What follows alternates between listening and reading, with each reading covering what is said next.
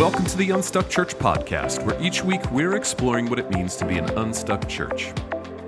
Each week, thousands of listeners tune into the Unstuck Church podcast to hear the latest conversation with Tony, Amy, and our team. But the topic typically comes as a bit of a surprise. On this week's podcast, you're deciding the topics as Tony and Amy wrap up our series on pressing questions by answering some of the questions that you've submitted that are top of mind for our listeners. If you're brand new to the Unstuck Church podcast, I want to invite you to stop before you're listening and go to theunstuckgroup.com/podcast and subscribe to get the episode show notes in your email. When you do, you're going to get resources to support each week's episode, any of our bonus resources, and access to our podcast resource archive. Again, that's theunstuckgroup.com/podcast to subscribe. Now, before this week's conversation, here's Tony. PlainJoe, a Storyland Studio, partners with churches, nonprofits, faith-based organizations, and educational environments to create unforgettable strategic, digital, and spatial stories that lift the spirit. Their team of talented designers, architects, and specialists can assist you with services such as brand development, building projects, custom web development, and more. Their approach to designing custom experiences is both fun-loving and professional, enabling pastors and leaders to enjoy the process while also advancing their ministry. Now, here's some exciting news. PlainJoe is hosting the PlainJoe Design Intervention giveaway, where one winner will receive the grand prize, 200 hours of design services from PlainJoe for free. So visit PlainJoeStudios.com for more information. And if you're ready to rethink your buildings, logos, or website experience to take your organization to the next level, consider PlainJoe.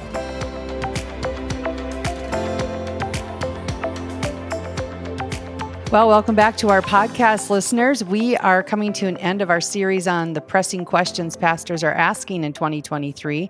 And I'm excited, Tony, about this episode because it's a bit different because we're just going to do kind of more of a quick hit, rapid fire Q&A. But before we dive into that, how have you been? And, we do this podcast via Zoom where we get to see each other, but you've been on the road. I've been on the road.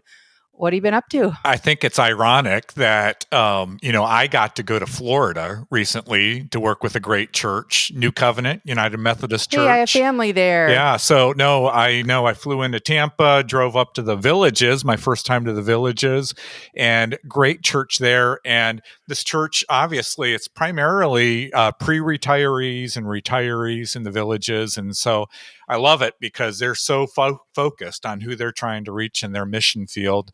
And we're going to be journeying with them over the coming months to talk about how to move their mission forward. So that was exciting. But while I was enjoying the sunshine in Florida, you were in where? I was in Ohio. I was in Cleveland. Yes, Cleveland. I was actually thinking about you because I walked past the gift shop with all the Cleveland Guardian That's gear, right. which is, I guess you have family there. I do. And it's my favorite northern city because that's about where I grew up. And I'm a big Cleveland Guardians fan. So yes, you'll have to pick up a little memento for me the next time. All right. Well, anyways, we should probably dive into our topic today. Thanks to all of our listeners that submitted the questions. We've got a long list here and we'll see how many we can get to today. Yeah, Amy, I think this is going to be fun. We're used to diving deeper into one or two specific topics per episode, but this is going to be a fun opportunity to answer some of the most pressing questions that our listeners are struggling with when it comes to ministry and ministry leadership. And what do you say we kind of dive right in and maybe we can go back and forth answering these questions? Are you good with that, Amy? We should have prepped more because I don't know what questions I'm going to get now, but sure, we'll just go back and forth. I've gone through the list and I'm making sure I get all the easy ones. So let's start with this one. Thank you. Amy, what do you see as the balance between systems and the presence of God? And the reason why Mark was asking this question is that Gen Z seems to want more than just a good production. I think he's referring to Sunday worship services. They're really looking for an encounter with Jesus. So how would you respond to Mark's question? Sure. That tension has been there for a while. When I was leading on the weekend role, we had artists who wanted to do the weekend worship kind of one way, and then we had leadership who was looking for something different. And here's what I would say. I think regardless of how you're leading that time on Sunday morning, I think we all, Gen Z, whatever generation you are, I think we all want to have an encounter with God. And so how I often talk about it is it's not always the methods, but what journey are we trying to create? So it's a step back from techniques, in other words, Tony. But I often describe it as when people come to church, they start in that outer court, right? If we think about the temple, it's busy, it's noisy. People are not ready to be in the Holy of Holies 3 minutes into worship. Right? We start in the outer court. We have to design a journey that brings us to that inner court where we're sensing God more. And then ultimately, during that time, we want to lead people to the Holy of Holies, where all the work that we've done is now really pointing people to the Lord. So I think there's a lot of ways to get where what I just described. The challenge, though, is there are even more ways to get knocked out of that journey. So when we can do some things when we're leading people in worship that to maybe the person on the platform who's got the guitar or their eyes closed or they're leading, they're in a great state of worship. But guess what? A lot of the people that they're leading are not in a great state of worship. They're more of honestly spectating this person's worship experience. So this is why I always talk about you kind of need someone off platform to help watch that experience and get rid of all the distractions. By the way, great production can lead a great journey to the Holy of Holies. Production can also be super distracting and knock us off of that journey, whether it's bad lighting, bad audio, those types of things. So I would just, Mark, for your question, others that are interested in this, I think you just need to step back. What's the win for that worship time? And then how do we design it in a way that the people that we're leading can actually get to that Holy of Holies? Anything you'd add, Tony? Well, no, I mean, you covered that well. The only thing I would add is this is actually a topic that the New Testament church wrestled with as well. And if you would like to get Paul's perspective on this, 1 Corinthians 14, towards the end of that chapter, actually addresses this trying to balance a spirit-filled worship experience with orderly worship. And so it might be good just to reflect on what Paul has to say on that as well. So I love your response, Amy. Thank you, Pastor Tony. All right, I'm going to grab the next one. This is a question Brent asked. He said, how do we lead Gen Z in ministry and leadership? It seems like Gen Z church staff have a much different work ethic than previous generations. Yeah, so it's a great question. And actually, that same question came up just in the last couple weeks with another church that I was working with. And I'm just glad that now Gen Z is being questioned about its work ethic because, as you might remember, Amy, first of all, I think every generation gets this label at one point or another. But our generation, Gen X, do you know what they used to call us, Amy? I can't remember. The slacker generation. So it's just just interesting. How now rude. Gen X is blaming Gen Z for being the same thing, and I say that because to my friends that write on the differences between generations, valuable content, but just to be honest, sometimes I think we overlook the fact that each of us is created uniquely. We all have unique personalities, unique experiences that shape who we are as people and as ministers of the gospel.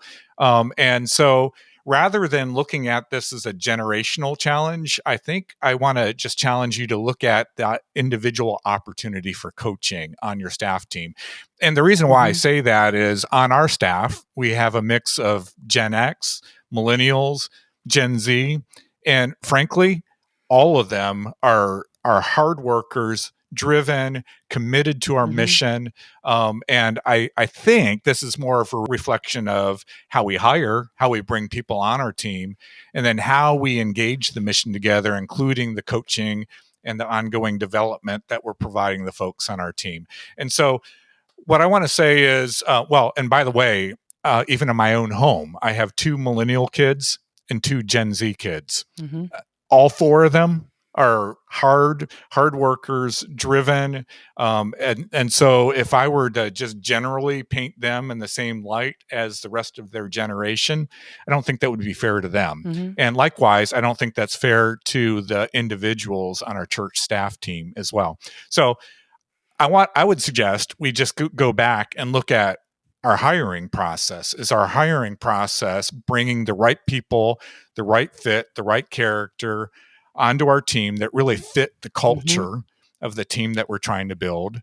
And then where you sense there's some challenge with work ethic, I think that's an opportunity for you to do some one-on-one coaching with folks. And just to remember, when we were younger, we had some folks that were mentoring, coaching, developing us because we had maturity to take place in our lives and in our leadership. And I think the younger staff on our staff team deserve that same opportunity. So my coaching here is, don't look at it as a generational challenge. Look at it as an opportunity to coach the individuals on your team. Anything you'd add, Amy? Yeah, I've got Gen Z kids too. And a couple things that Gen Z's known for. Number one, they kind of have an expectation of quick career progress, that they're going to move fast. And they have this desire for feedback. And so I think where you were saying that one-on-one coaching, I think it's critical for this generation to truly have some development plans and to have some mentors that are, perceived pulling them up and exposing them to some new things. Because I mean, we all had that, right? But I do think it's a hallmark of Gen Z is being able to be around people and feel like they're making progress career-wise, like they're growing and learning. That's good. That's helpful. All right, Amy, this next one's for you. Where will we find pastors and pastoral staff when not many young people are going into ministry and there are so many getting out of ministry or retiring right now? This question's from Eric, and Eric is just asking, with churches going through this type of transition right now, how can we find the creative and pastoral staff that we need to fill critical roles? Yeah, this probably is a good question for me because I'm working with many pastors all the time that are a leader or two short on their senior leadership teams, and they're trying to figure out, where do we find these people? And then when you get into some roles like family ministry, or in this case, creatives too, weekend leaders, they're like, where do we find them? And in different denominations, I know they have different flows for how pastors, ministers come into the fold. So, but if I go from a non-denominational mindset, Tony, I really think the key is we have to stop being dependent on external sources for our future pastors and leaders and begin to truly develop them in-house. I don't know, maybe you can pull some scripture again. I'm sure if we go old school, how people got into ministry was they started following Jesus, had some great mentors around them. Their leadership gifts were discovered, and they moved into a leadership role within the church. And so it's not the silver bullet, it's nothing fast, but I think we have to continue to engage people, give ministry away so that people with these leadership gifts can emerge and get them on a path going towards pastoral staff. And of course, my husband, I would say, is an example of this, loves Jesus, has a leadership gift, served at the church, got invited on staff. And then he went back to school to get some of his theological training. And I think in the old method, you got out of college, you got your theology training, then you moved into ministry. And I agree. The trend right now, I think, is more people, went to work, got some leadership experience, found Christ, and then they go back and they do some of that theological work for the pastor designation. So that would be I know it's harder, but that's my encouragement. Get your leadership pipeline built out and start looking for people to join on that path of moving towards leadership. You and I are products of that. We both got engaged with a great church and then moved into ministry leadership as a kind of a second career. That's right. All right. Tony, here's one for you. What is the most effective structure, or what are the most effective structures related to church governance? That was asked by Paul. Well, Paul, great question. And it's a question that we get pretty frequently. And I'm glad we get it frequently because this is one of those areas where it's very noticeable. The churches that are stuck, plateaued, declining, compared to the churches that are thriving, healthy, growing. It's interesting how much church governance actually comes into play and really is a differentiator between those two types of churches. And here's what's crazy. I was just talking with another church in the last few days about this. There's actually an inverse relationship between the size of the church's board and the number of committees that the church has compared to the overall health and growth of the church. In other words, stuck, declining churches tend to have larger church boards and they tend to have more committees. Healthy, thriving churches tend to have smaller church boards and fewer committees. And I think it's not causal, Amy. I think it's reflection of the complexity of leadership, the complexity of defining direction, and the complexity of making decisions. Rights. That's right. And and healthy, thriving churches, they've recognized that in order to create unity, in order to clarify direction, in order to effectively make better decisions, they have to streamline their governance so that we're empowering the right people to make the right decisions at the right time, and then freeing up more people to actually engage the mission, to be involved in ministry. So because this is a frequent question that pops up, though, in the past, we've done a series of podcasts and webinars on church governance. And rather than trying to repeat all of those best practices now, we'll just include links to some of those answers from previous podcasts in the show notes. But Tony, wouldn't you say if your governance structure is off, it is a game changer, to the effectiveness of your church. So if it feels off, get it right. Go after it. And we've actually seen examples of churches that have tackled that challenge. And it is a challenge because usually, I don't know what it is about us humans. We like to hold on to power or perceived power. But for the churches that have worked at this and they've really streamlined their governance, and in most cases, these churches have moved to one unified board that's the right size and empowered to make the right decisions. Those churches, it's like night and day on the other side of that shift. So I really would encourage churches to consider that. All right, Amy, since we have, this is, it's kind of leaning into digital ministry and marketing, and that's kind of more your lane than mine. So let me ask this question from Chad. Chad is asking, since we have more tools available than ever to communicate with unbelievers, everything from signage to social media to direct marketing and on and on and on and on. What are the best practices that you're seeing churches engaging in this season as it relates to kind of the marketing efforts to people outside the church and outside the faith? Yeah, boy, this could be a whole podcast series, and I'm sure we have actually done them. But let me just give you a couple of broad brush answers to that, Tony. First off, yes, I just want to reiterate, there are more tools available than ever to be communicating with people these days.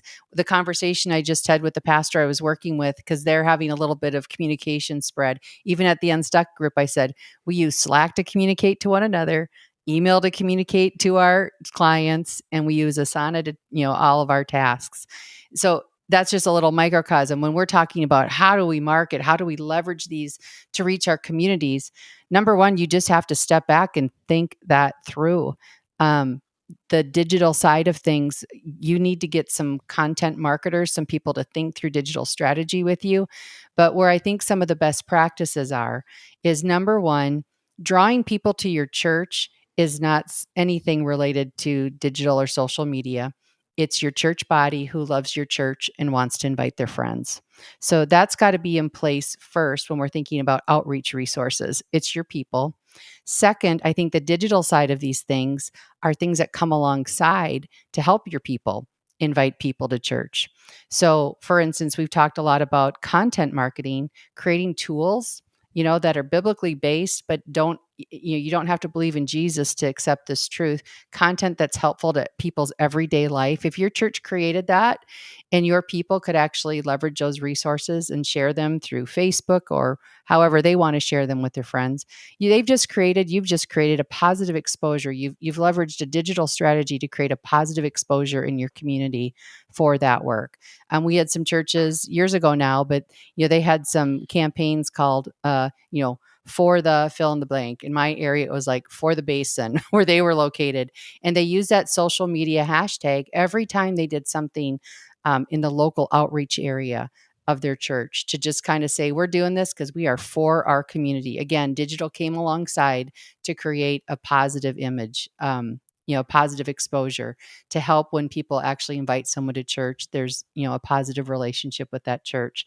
When you talk about constant contact and email, boy, if you're just blasting emails out there, you're really not using it strategically. Constant contact and email strategies can be amazing if you have a strategy to draw people towards you. You want to say something? No, I mean, this is great stuff, Amy. It's interesting because this topic came up earlier this week, one of the churches I was with. And what they were talking about was just the fact that, it's so confusing with what types of platforms to use based on who they're trying to reach. It would be interesting, though, to kind of get that focus first on who is it that you're trying to reach, because that's right. Especially in social media, the different platforms actually are more attractive and more used by different generations. As an example, my kids, Instagram, TikTok, my mom, Facebook. So it kind of depends. And believe it or not, the boomers, they're, entering retirement, and you would think, they're not going to be on social media. Well, actually they are. I actually just read that Facebook is, of all the generations, the boomer generation uses it the most. And 96% of boomers are checking Facebook at least once a week. So I don't know if what they're doing, I mean, they're probably just checking up on you and me, Amy. I don't know what's happening there, but it's all of that is under the premise, though, we need to know who we're trying to reach before we know what medium to use to reach those folks. And I would say at a minimum, with this as a question, going back to Gen Z, you've got this is one of their strengths. They are native to this whole world, and to have a leader and to build a team around, of all the choices we have, what are the channels we're going to use? How are we going to measure their effectiveness so that we know they're actually helping us reach new people? Would be a great first step if you haven't stepped out in this yet. All right. Ready for the next question? I am. All right. I'm going to give this one to you. Let's see. Keith asked this. He said, how is the succession process different for small churches than for large or mega churches? Are there key differences? How much input should the outgoing pastor have in the process? What's the criteria for candidates? Can you talk through that at all, Tony? Yeah. Here's one of those instances where I really don't think there is a difference, that much of a difference. I mean, who you're looking for, their strengths, their wiring, and so on. Yeah, that's going to look a bit different, but the process is going to look the same. And Amy, I'm not going to answer any of Keith's questions, because I think the answer for both small churches and large churches is you need somebody from the outside to help you through all of those steps. And the reason why I advocate for that is I've seen churches try to form search committees, try to go through the selection process on their own, try to find the right pastor. And sometimes churches kind of get lucky. But in most instances, when churches try to find their next senior pastor on their own, it takes years. And what I've noticed is the churches that spend the money to actually hire the outside firm to help them with the succession process, those churches get through the process more quickly. And because of that, because they're bringing in new, fresh leadership more quickly, they don't experience as much of the dip as the churches that try to find their next senior pastor just using an internal process. The other key advantage there is somebody from the outside. If there are internal candidates, somebody from the outside can bring kind of an unbiased perspective of, is this person the right fit or not? That's good. And what I've noticed is, of course, if somebody is an internal candidate, they already have relational connection. There's already trust that's been built. There's already kind of a bias towards wanting that person to take on the role. But many times the internal candidate isn't necessarily the right fit. They're not bringing the right direction, the right vision for the church, where the church needs to go in the future. And many times, if there needs to be a significant shift in strategy or the culture of the church, it's actually much better to bring in somebody from the outside, an outside voice, to lead the church through that change. And so I'm not going to answer any of the specific questions, Keith. I'm sorry for that. But my strong encouragement is that you find a firm to come in and help you through those steps. All right, Amy, this one's for you. And the reason why is this person's asking about second chair leadership.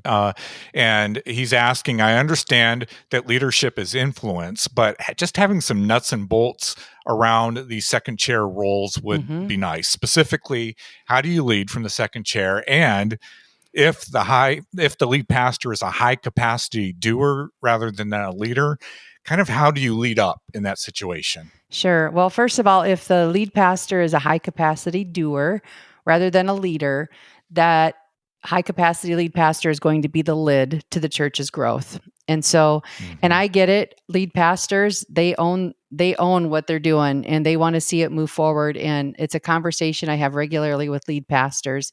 And often when they dip down into the organization or they overstep their second chair leader, there's a lot of reasons for it, but often it's they just don't trust that things are going to get done unless they bring their voice to it and step into it. So I'll just start there by saying, if you're a lead pastor listening to this and you find that you're regularly jumping over your second chair leader, it's a good thing to step back and try to figure out why is that happening that way, because the trust between a senior or lead pastor and an executive pastor is so crucial to the effectiveness of this working for the organization. And again, senior pastors, if you have an executive pastor, you should be being set up to do those 4 things that only you can do, which is be the vision person, be the spiritual leader, guard the culture, and guide the teaching and the content team. Everything else should be delegated to that second chair leadership. So specifics to second chair, when I think about the executive pastor role, there's 3 or 4 things that come to mind immediately that an executive pastor has to own. First, they have to make vision actionable. So if the lead pastor is responsible for vision, it's that executive pastor, who we call the integrator, who has to own that responsibility for closing the gap between that vision and the execution of that vision. Second, the executive pastor has to oversee strategic planning, which is a part of the one I just said, but they need to drive those core actions, those core initiatives that the church has agreed on. These are the things that we need to get done. The third thing is really owning leadership for a healthy, high impact team. And we often talk about this is a team that is both spiritually healthy and actually is getting things done. So they're healthy and high performing. Executive pastor, that's part of your responsibility. And then the fourth one is really just keeping the team aligned, ensuring that everyone's aligned to the mission and the strategies of the church, because the executive pastor often has those senior leaders reporting to him or her. The executive pastor's job is to ensure that every ministry leader understands what success looks like for their team, their role, and how that fits in with the overarching goals of the church. Anything you'd add to that, Tony? No, you just nailed that, Amy. Okay. You're pretty wise. Thanks. Just don't ask me a question I don't dabble with. And Tony, I was just looking at the time here. I think we've got time for just one more question. I'm sorry that we can't get to all of them, but is there one here that stands out to you that you want to tackle? Yeah, how about that question from Mike about vision? Oh, sure. All right. So here's what Mike asked. He said, how do you move a vision from a vague future concept with no finish line? That should be a red alert right there, by the way, with no finish line, to something that we can accomplish and that impacts our budgeting process and strategies? Yeah, so I think, first of all, it goes back to, is this vision or not? And Amy, you and I have talked about this a lot. Many times, what we see as vision statements in churches are really just a restatement of the mission statement. And I think every church needs a mission statement that expresses, this is why we exist.